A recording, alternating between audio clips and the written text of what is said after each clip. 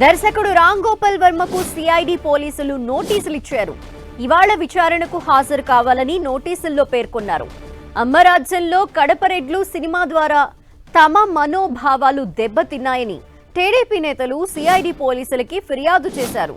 TDP నేతల ఫిర్యాదుతో CID పోలీసులు ఆర్జీవీకి నోటీసులు ఇచ్చారు. అయితే మూవీ ప్రమోషన్స్ లో ఉన్నానని విచారణకు హాజరు కాలేనని వర్మ సిఐడికి తెలిపారు. ఈ నెల 28న సినిమా రిలీజ్ ఉందని, అందుకే విచారణకి హాజరు కాలేకపోతున్నానని 8 వారాల సమయం కావాలని దర్శకుడు రామ్ గోపాల్ వర్మ సిఐడిని కోరారు. 8 వారాల తర్వాత డేట్ ఇస్తే విచారణకు హాజరవుతానని ఆర్జీవీ తెలిపారు. అయితే ఆర్జీవీ ఇచ్చిన సమాధానంపై సిఐడి అధికారులు మాత్రం ఇంకా స్పందించలేదు. దర్శకుడు ఆర్జీవీ ఈ రోజు విచారణకు హాజరు కాకపోతే రేపు మరోసారి సిఐడి నోటీసులు ఇచ్చే అవకాశం ఉన్నట్టు తెలుస్తోంది.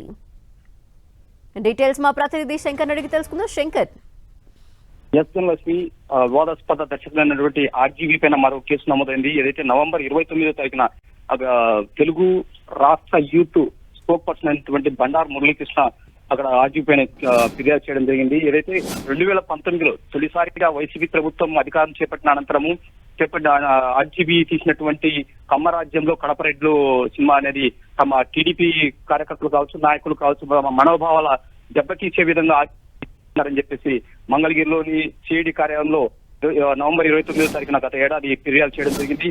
సో బండారు మురళీకృష్ణ ఫిర్యాదు మేరకు కేసు నమోదు చేసినటువంటి సిఐడి అధికారులు దానిపైన ఇటీవల ఆర్జీవీ ఒంగోలులో రూరల్ పోలీస్ స్టేషన్ లో విచారణలో పాల్గొన్న అనంతరం తిరుగుముఖం అంటే హైదరాబాద్ వెళ్తున్న క్రమంలో సమాచారం అందుకున్నటువంటి సిఐడి పోలీసులు అక్కడ మంగళగిరి నుంచి ఒంగోలుకు రావడం జరిగింది. ఒంగోలులో ఆర్జీవీకి నోటీసు కూడా అందించడం జరిగింది. సో నోటీసు అందించిన అనంతరం ఈ రోజు అంటే 10వ తారీఖున విచారణకు హాజరు కావాలని చెప్పేసి గుంటూరు సిఐడి కార్యాలయంలో అటెండ్ కావాలని చెప్పేసి నోటీసులలో పేర్కొనడం జరిగింది. కానీ ఆర్జీవీ అక్కడ పోలీసులకు ఏం రిప్లై ఇవ్వకుండా తిరుమల హైదరాబాద్ వెళ్ళిన తర్వాత కొద్ది సమయం తీసుకుని లాయర్ సంప్రదించిన తర్వాత ఆయన డెసిషన్ తీసుకుని మా సిఐడి అధికారులకు కూడా రిప్లై ఇచ్చినట్టు తెలుస్తుంది.